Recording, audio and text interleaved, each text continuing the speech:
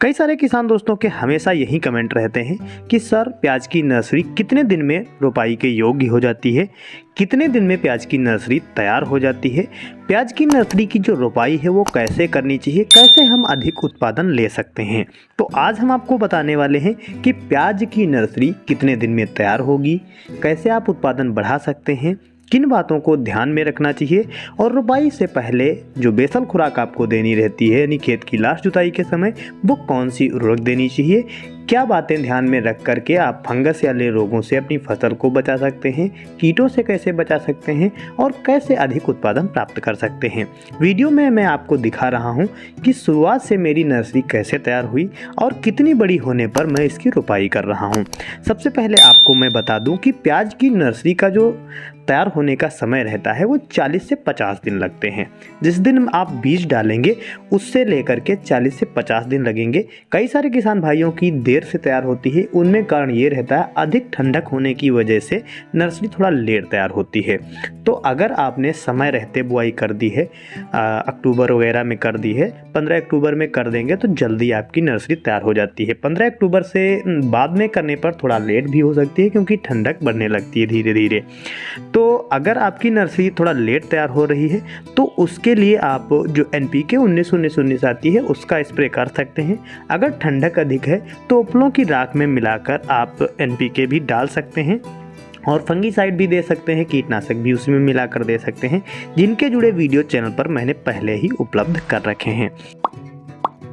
तो उन वीडियोज़ को भी आप एक बार ज़रूर देख लें ताकि आपको सही और अच्छी जानकारी मिल पाए, जिससे प्याज की आप भी अधिक पैदावार ले पाएँ।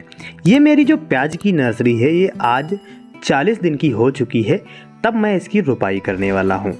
अगर आपकी प्याज की नर्सरी कुछ इतनी बड़ी दिखाई देने लगती है तब रोपाई के योग्य हो जाती है, आप रोपाई कर सकते हैं।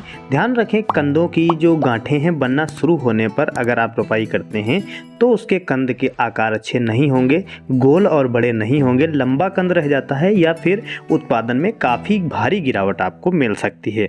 तो जब आपकी कुछ इतनी बड़ी नर्सरी दिखाई देने लगे तब आपकी इसकी खुदाई कर लेनी है। खुदाई के समय अच्छी नमी कर दें आप, खेत में अच्छी नमी होगी तो जड़ों को आसानी से आप निकाल सकेंगे। इसके बाद जब आप नर्सरी को खुदाई कर लें तो कुछ इतनी आपको ऊपर की गोप काट देनी है। ये कार्य आपको जरूर करना है क्योंकि कई सारे ऐसे कीट होते हैं जो हमारी ऊपर की गोप में छिपे होते हैं या एग लेइंग किए होते हैं तो वो भी खत्म हो जाते हैं, या फंगस का जो अटैक होता है ऊपर की गोप से आता है वो भी खत्म हो जाएगा। इसको आप रोपाई कर दें। रोपाई के समय आपको ध्यान रखना है कि लाइनों से अगर आप रोपाई करते हैं तो अच्छा आपको बेनिफिट मिलेगा, और अगर आप कूड़ विधि से पौधे को लगाते हैं तो सबसे बेनिफिट मिलता है। ये कैसे आपको करना चाहिए इससे भी जुड़ा वीडियो मैंने चैनल पर दे रखा है। एक वीडियो में सारी जानकारी देना पॉसिबल नहीं रहता है, इसलिए मैंने पार्ट वाइज वीडियो बनाए हैं तो आप उनको भी देख लें। क्या करना रहता है, जो रोपाई से पूर्व आपको जरूरी कार्य हैं उनमें ये सारी चीज़ें आपको ध्यान रखनी है कि सबसे पहले सिंचाई कर दें, इसके बाद आपको एक फंगीसाइड और एक कीटनाशक का स्प्रे करना रहता है क्योंकि जो हम नर्सरी निकाल रहे हैं उसमें जो फंगस है, जो कीट है, उसको वहीं पर ख़त्म करना चाहिए। ऐसा नहीं है कि हमने उसमें कीटनाशक फंगीसाइड नहीं डाली, बाद में क्या रहता है जो हमारी नर्सरी है उसके साथ में कीट और फंगस भी ट्रांसप्लांट हो जाते हैं, हमारे खेत में आ जाते हैं, जो आगे चलकर हमारी फसल को नुकसान पहुंचाते हैं। तो हल्की फंगीसाइड और थोड़ा सा कीटनाशक भी मिलाकर अगर आप स्प्रे करेंगे तो अच्छा रहेगा। इसके बाद अगर आप चाहें तो जड़ों को भी शोधित कर सकते हैं। अगर आप शोधित नहीं करना चाहते हैं तो बुआई के समय जो आप उर्वरकें दे रहे हैं उसमें साथ में आप फंगीसाइड के रूप में जो साफ फंगीसाइड आता है पाउडर फॉर्म में उसको भी मिला सकते हैं या फिर ट्राइकोडर्मा मिला सकते हैं। अगर आप पौध को शोधित करना चाहते हैं तो कार्बेंडाजिम मैंकोजेब का जो पाउडर आता है उसमें आप करीब 15 से 20 मिनट तक उसकी जड़ों को डुबोकर औपचारित भी कर सकते हैं। रोपाई से पूर्व खेत की लास्ट जुताई के समय आप बेसल खुराक में सिंगल सुपर फास्फेट और यूरिया का कॉम्बिनेशन मिलाकर दे सकते हैं जो काफ़ी अच्छा रहता है। जो आपकी रोपाई का समय है वो शाम के समय अगर आप रखते हैं तो काफ़ी अच्छा रहेगा।